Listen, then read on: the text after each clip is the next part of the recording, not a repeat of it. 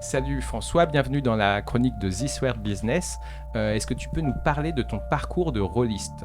Eh ben écoute, moi je fais du jeu de rôle depuis que j'ai 16 ans. J'ai commencé par Cthulhu avant de passer sur du Donjons et Dragons avec pas mal de petits détours sur du vampire, du métabaron et autres joyeusetés. J'ai eu l'occasion de faire les 2 premières chroniques Dark et All Business. Donc j'allais pas passer la chance de faire Weird Business. Merci. Dans les jeux que tu aimes bien, est-ce qu'il y a des styles de jeux que tu préfères? Est-ce qu'il y a des choses que tu n'aimes pas trop? Clairement, mon JDR de cœur, c'est Cthulhu. Donc je pense que je vais être servi sur Weird Business. Et puis ensuite, tout ce qui est Heroic Fantasy. Je suis pas forcément le plus favorable, ou en tout cas le plus à l'aise, sur tous les jeux de rôle un peu expérimentaux.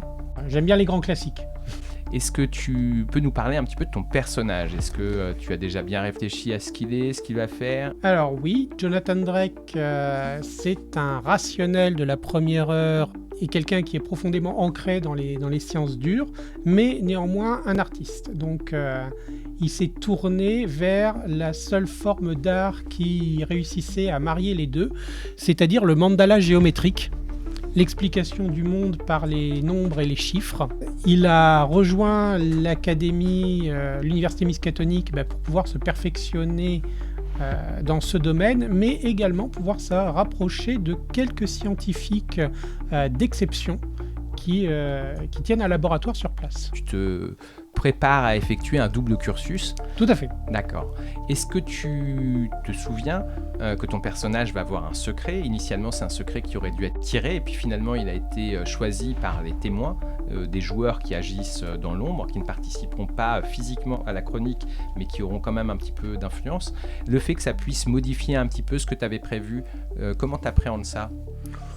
Écoute, c'est de l'adaptation, hein. Le personnage, étant donné qu'on n'a pas commencé vraiment à le jouer, l'intérêt c'est qu'on peut encore l'adapter, le modifier.